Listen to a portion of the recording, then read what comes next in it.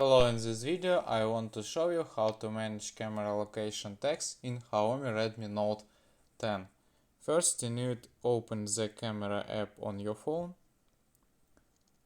Then click on the three lines on the top right corner. Here find the setting icon and click on it. Then scroll down and find the option Save Location Info.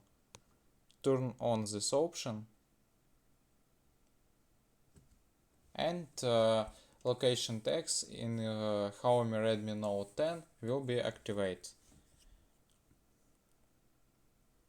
And you can turn off this function if you need. And this all for today. We manage camera location text in Xiaomi Redmi Note 10. This all, goodbye.